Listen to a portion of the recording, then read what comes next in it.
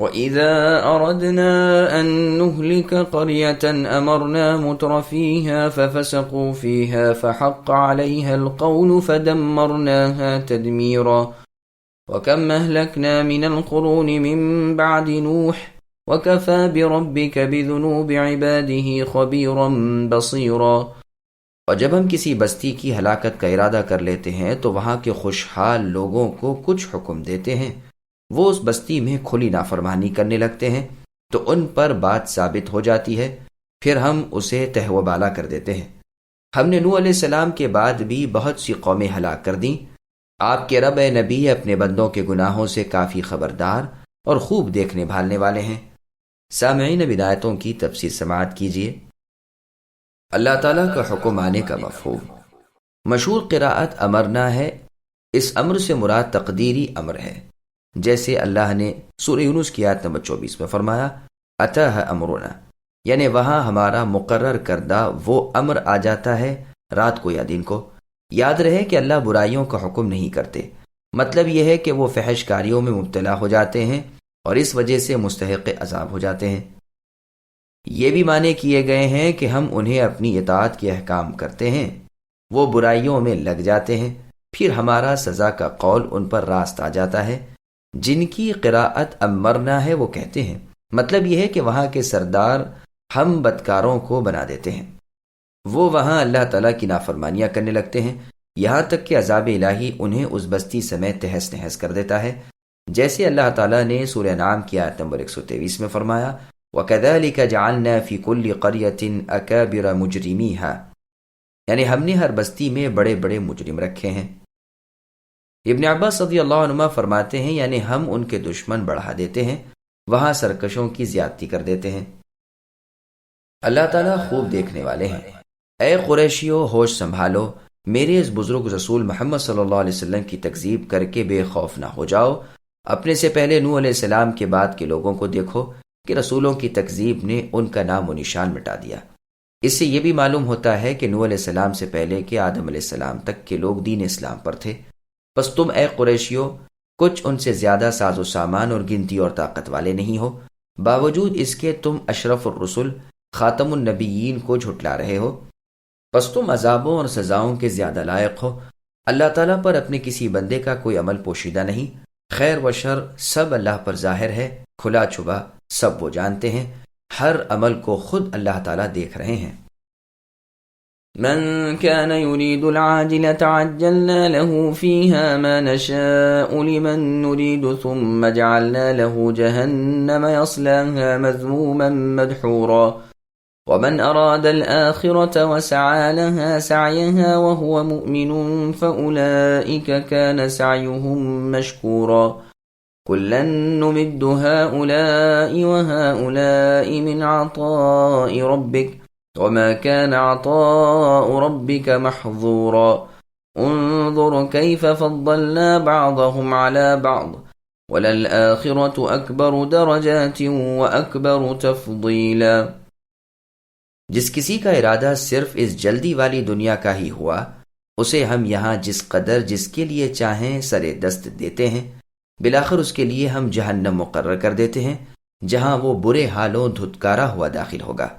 اور جس کا ارادہ آخرت کا ہو اور جیسی کوشش اس کے لیے ہونی چاہیے وہ کرتا بھی ہو اور ہو بھی وہ با ایمان، بس یہی لوگ ہیں جن کی کوشش کی اللہ تعالیٰ کے ہاں پوری قدردانی کی جائے گی۔ ہر ایک کو ہم بہم پہنچائے جاتے ہیں، انہیں بھی اور انہیں بھی۔ آپ کے پروردگار اے نبی، انعامات میں سے آپ کے پروردگار کی بخشش رکی ہوئی نہیں ہے۔ دیکھ لیجئے کہ ان میں ایک کو ایک پر ہم نے کس طرح فضیلت دے رکھی ہے، اور آخرت تو درجوں کی تمیز میں اور بھی بڑھ کر ہے اور فضیلت کے اعتبار سے بھی بہت بڑی ہے۔ سامعین، اب آیتوں کی تفسیر سماعت کیجیے۔ طالب دنیا کا انجام۔ کچھ ضروری نہیں کہ طالب دنیا کی ہر چاہت پوری ہی ہو، جس کا جو ارادہ اللہ تعالیٰ پورا کرنا چاہے کر دیں، لیکن ہاں ایسے لوگ آخرت میں خالی ہاتھ رہ جائیں گے، یہ تو وہاں جہنم کے گڑھے میں گھرے ہوئے ہوں گے، نہایت برے حالوں ذلت و خواری میں ہوں گے، کیونکہ یہاں انہوں نے یہی کہا تھا فانی کو باقی پر، دنیا کو آخرت پر ترجیح دی تھی، اس لیے وہاں رحمت الہی سے دور ہیں۔ ہاں، جو طالب دیدار آخرت ہو جائے اور صحیح طریقے سے آخرت میں کام آنے والی نیکیاں مطابق سنت رسول صلی اللہ علیہ وسلم کرتا رہے اور اس کے دل میں بھی ایمان، تصدیق اور یقین ہو، عذاب ثواب کے وعدے سے ہی جانتا ہو، اللہ تعالیٰ اور رسول صلی اللہ علیہ وسلم کو مانتا ہو، ان کی کوشش قدردانی سے دیکھی جائے گی، نیک بدلہ ملے گا۔ یعنی دونوں قسم کے لوگوں کو، ایک وہ جن کا مطلب صرف دنیا ہے، دوسرے وہ جو طالب آخرت ہیں، دونوں قسم کے لوگوں کو ہم بڑھاتے رہتے ہیں، جس میں وہ بھی ہیں یہ بھی ہیں۔ یہ آپ کے رب کی عطا ہے۔ وہ اللہ تعالیٰ ایسے متصرف اور حاکم ہے جو کبھی ظلم نہیں کرتے، مستحق سعادت کو سعادت اور مستحق شقاوت کو شقاوت دے دیتے ہیں۔ اللہ کے احکام کوئی رد نہیں کر سکتا، اللہ کے روکتے ہوئے کو کوئی دے نہیں سکتا، اللہ کے ارادوں کو کوئی ٹال نہیں سکتا۔ آپ کی رب کی نعمتیں اے نبی عام ہیں، نہ کسی سے روکیں نہ کسی سے ہٹائے سے ہٹیں، وہ نہ کم ہوتی ہیں نہ گھٹتی ہیں۔ آخرت میں لوگوں کے مختلف درجات ہوں گے۔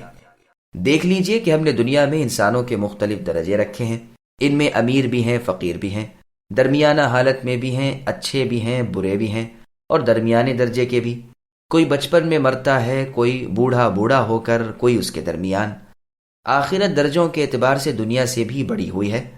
کچھ تو جہنم کے گڑھوں میں ہوں گے طوق و زنجیر پہنے ہوئے، کوئی جنت کے درجوں میں ہوں گے بلند و بالا خانوں میں نعمت و راحت، سرور و خوشی میں۔ پھر خود جنتیوں میں بھی درجوں کا تفاوت ہوگا، ایک ایک درجے میں زمین و آسمان کا سا تفاوت ہوگا۔ جنت میں ایسے 100 درجے ہیں۔ بلند درجوں والے اہل علیین کو اس طرح دیکھیں گے جیسے تم کسی چمکتے ستارے کو آسمان کی اونچائی پر دیکھتے ہو۔ یہ روایت بخاری اور مسلم کی ہے۔ پس آخرت درجوں اور فضیلتوں کے اعتبار سے بہت بڑی ہے۔ لا تجعل مع الله إلها آخر فتقعد مذموما مخذولا وقضى ربك ألا تعبدوا إلا إياه وبالوالدين إحسانا إما يبلغن عندك الكبر أحدهما أو كلاهما فلا تقل لهما أف ولا تنهرهما وقل لهما قولا كريما واخفض لهما جناح الذل من الرحمة وقل رب ارحمهما كما ربياني صغيرا۔ اے نبی، اللہ کے ساتھ کسی اور کو معبود نہ ٹھہرائیے کہ آخر کار آپ برے حالوں بے کس ہو کر بیٹھ رہیں۔ آپ کے پروردگار صاف صاف حکم دے چکے ہیں کہ تم سب اللہ کے سوا کسی اور کی عبادت نہ کرنا اور ماں باپ کے ساتھ سلوک و احسان کرنا۔ اگر تمہاری موجودگی میں ان میں سے ایک یا یہ دونوں بڑھاپے کو پہنچ جائیں تو ان کے آگے ہوں تک نہ کہنا، نہ انہیں ڈانٹ ڈپٹ کرنا، بلکہ ان کے ساتھ ادب و احترام سے بات چیت کرنا، اور عاجزی اور محبت کے ساتھ ان کے سامنے تواضع کا بازو پست رکھے رہنا اور دعا کرتے رہنا کہ اے میرے پروردگار، ان پر ویسا ہی رحم کیجیے جیسا انہوں نے میرے بچپن میں میری پرورش کی ہے۔ سامعین، اب ان آیتوں کی تفسیر سماعت کیجیے۔ اللہ تعالی وحدہ لا شریک ہے، اللہ تنہا معبود برحق ہے، اللہ کا کوئی شریک نہیں۔ یہ خطاب ہر ایک مکلف انسان و جن سے ہے۔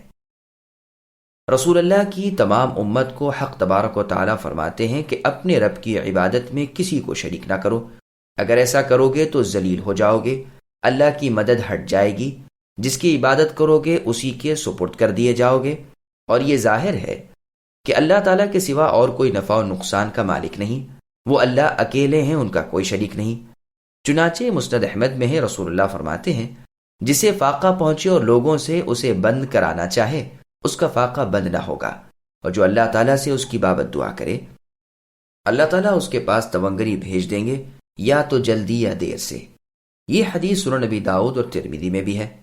امام ترمذی اسے حسن صحیح بتلاتے ہیں۔ والدین کا مقام اور ان کے ساتھ حسن سلوک کا حکم۔ یہاں آیت میں قضا معنی میں حکم فرمانے کے ہے، تاکیدی حکم الہی جو کبھی ٹلنے والا نہیں، یہی ہے کہ عبادت اللہ ہی کی ہو اور والدین کی اطاعت میں سر منہ فرق نہ آئے۔ چنانچہ تفسیر ابن جریر طبری میں ہے کہ ابی بن کعب اور ابن مسعود رضی اللہ عنہما نیز ضحاک ابن مزاحم رحمہ اللہ کی قرات میں قضا کے بدلے وصا ہے۔ یہ دونوں حکم ایک ساتھ جیسے یہاں ہیں ایسے ہی اور بھی بہت سی آیتوں میں ہے۔ جیسے اللہ تعالیٰ نے سورہ لقمان کی آیت نمبر 14 میں فرمایا انشکر لی ولی والدیک الآیہ، یعنی اے انسان تو میرا شکر کر اور اپنے ماں باپ کا بھی احسان مند رہ، خصوصاً ان کے بڑھاپے کے زمانے میں ان کا پورا ادب کرنا، کوئی بری بات زبان سے نہ نکالنا، یہاں تک کہ ان کے سامنے ہوں بھی نہ کرنا، نہ کوئی ایسا کام کرنا جو انہیں برا معلوم ہو، اپنا ہاتھ ان کی طرف بے ادبی سے نہ بڑھانا بلکہ ادب، عزت اور احترام کے ساتھ ان سے بات چیت کرنا، نرمی اور تہذیب سے گفتگو کرنا، ان کی رضامندی کے کام کرنا، دکھ نہ دینا، ستانا نہیں، ان کے سامنے تواضع، عاجزی، فروتنی اور خاکساری سے رہنا، ان کے لیے ان کے بڑھاپے میں ان کے انتقال کے بعد دعائیں کرتے رہنا، خصوصاً یہ دعا کہ اے اللہ ان پر یعنی میرے ماں باپ پر رحم کیجئے جیسے رحم سے انہوں نے میرے بچپن کے زمانے میں میری پرورش کی ہے۔ ہاں، ایمانداروں کو کافروں کے لیے دعا کرنی منع ہو گئی ہے، گو وہ ماں باپ ہی صحیح، جیسا کہ تفسیر ابن جریر طبری میں یہ بات موجود ہے۔ ماں باپ سے سلوک و احسان کے احکام کی حدیثیں بہت سی ہیں، چنانچہ سنن ترمذی اور ادب المفرد البخاری میں ایک روایت ہے کہ رسول اللہ صلی اللہ علیہ وسلم نے ممبر پر چڑھتے ہوئے 3 دفعہ آمین کہی۔ جب رسول اللہ سے وجہ دریافت کی گئی تو آپ نے فرمایا میرے پاس جبرائیل علیہ السلام آئے اور کہا اے نبی، اس شخص کی ناک خاک آلودہ ہو یعنی وہ ذلیل ہو جائے جس کے پاس آپ کا ذکر ہو اور اس نے آپ پر درود بھی نہ پڑھا ہو، اللہم صلی علی محمد النبی الامی، کہیے آمین۔ چنانچہ میں نے آمین کہی، پھر فرمایا اس شخص کی ناک بھی اللہ تعالیٰ خاک آلودہ کرے جس کی زندگی میں ماہ رمضان آیا اور چلا بھی گیا اور اس شخص کی بخشش نہ ہوئی، آمین کہیے۔ چنانچہ میں نے اس پر بھی آمین کہی، پھر فرمایا اللہ تعالیٰ اسے بھی برباد کرے جس نے اپنے ماں باپ کو یا ان میں ایک کو پا لیا اور پھر بھی ان کی خدمت کر کے جنت میں نہ پہنچ سکا، کہیے آمین۔ میں نے کہا آمین۔ مسند احمد کی ایک حدیث میں ہے رسول اللہ نے فرمایا جس نے اپنے ماں باپ کو یا دونوں میں سے کسی ایک کو پا لیا پھر بھی دوزخ میں گیا، اللہ تعالیٰ اسے اپنی رحمت سے دور کرے۔ مسند احمد کی ایک روایت میں ہے کہ ماں باپ کی نسبت یہ بھی ہے کہ اللہ تعالیٰ اسے دور کرے اور اسے برباد کرے، اور صحیح مسلم نیز مسند احمد کی ایک روایت میں یہ بھی ہے کہ 3 مرتبہ اس کے لیے آپ نے یہ بد دعا کی ہے، اور سنن ترمذی نیز ابن ابی حبان کی روایت میں ہے کہ رسول اللہ کا نام سن کر درود نہ پڑھنے والے اور ماہ رمضان میں بخشش الہی سے محروم رہ جانے والے اور ماں باپ کی خدمت اور رضامندی سے جنت میں نہ پہنچنے والے کے لیے خود رسول اللہ صلی اللہ علیہ وسلم کا یہ بد دعا کرنا منقول ہے۔ سنن نبی داؤد میں ہے کہ ایک انصاری صحابی نے رسول اللہ صلی اللہ علیہ وسلم سے سوال کیا کہ میرے ماں باپ کے انتقال کے بعد بھی ان کے ساتھ میں کوئی حسن سلوک کر سکتا ہوں؟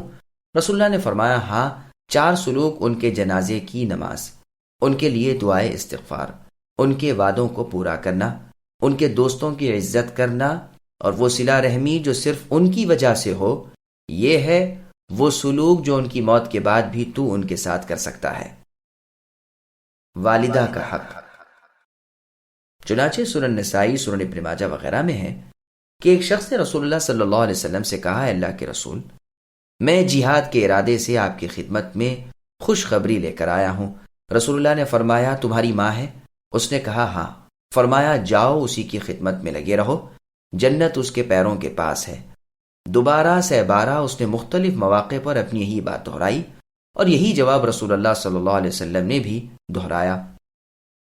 نیز سنن ابن ماجہ میں رسول اللہ صلی اللہ علیہ وسلم کا فرمان ہے، اللہ تعالیٰ تمہیں تمہارے باپوں کی نسبت وصیت فرماتے ہیں، اللہ تعالیٰ تمہاری ماؤں کی نسبت وصیت فرماتے ہیں۔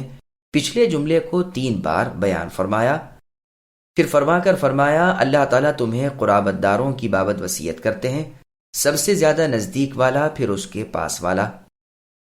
اور مسند احمد میں ہے، آپ فرماتے ہیں دینے والے کا ہاتھ اونچا ہے، اپنی ماں سے سلوک کرو اور اپنے باپ سے اور بہن سے اور اپنے بھائی سے، پھر جو اس کے بعد قریب ہو، اسی طرح درجہ بدرجہ۔